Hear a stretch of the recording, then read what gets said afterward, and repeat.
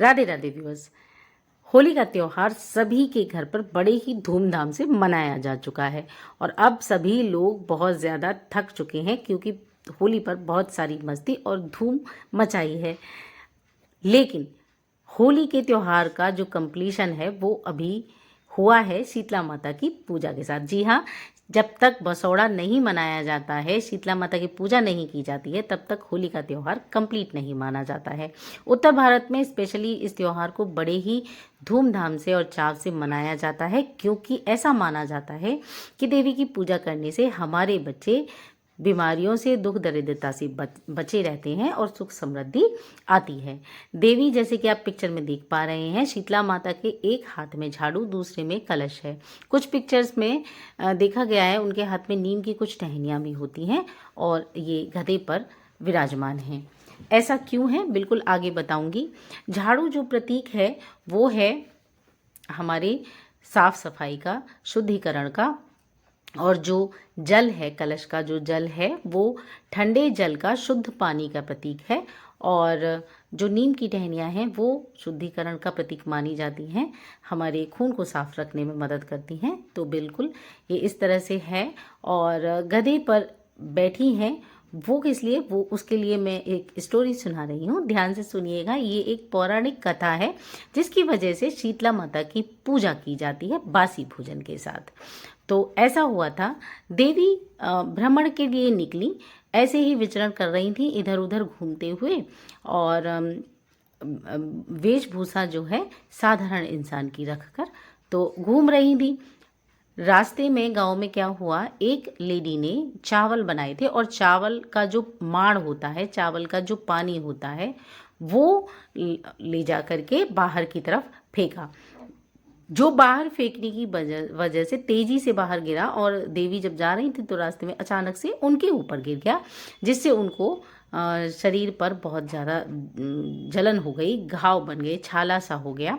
तो वो तेज़ी से आगे की ओर बढ़ी और एक कुम्हारन का घर की तरफ की ओर जैसे ही आई तो कुम्हारन ने, कुम्हार की जो लेडी थी, उन्होंने उनको देखा और बड़े ही दया भाव से उनको बैठाया, उन पर ठंडा पानी डाला ताकि छाले की जो जलन है वो शांत हो जाए, और उनको उसके घर पे जो भी अवेलेबल था बासी भोजन वो कराया और उसको दही वगैरह दे दिया।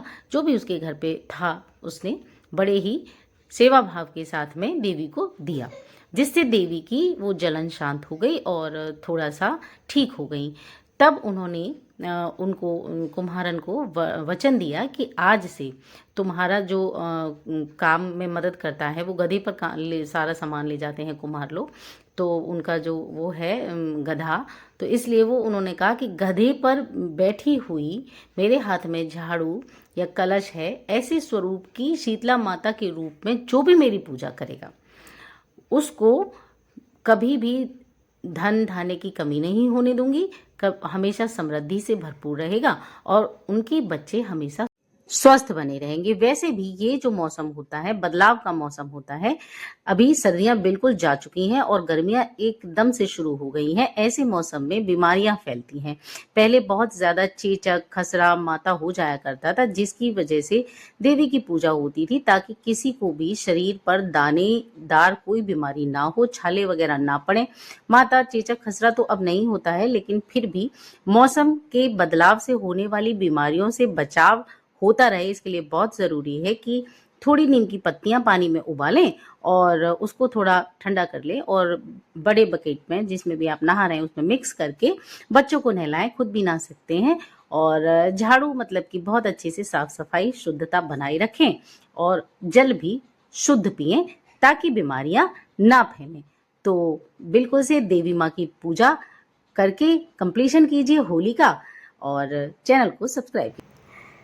तो बिल्कुल से जो लोग पहले से सब्सक्राइब हैं वो सभी जल्दी से लाइक कर लीजिए और कमेंट्स करते रहा कीजिए, क्योंकि इससे कनेक्टिविटी अच्छे से बनी रहती है और वीडियो बनाने में आनंद आता है।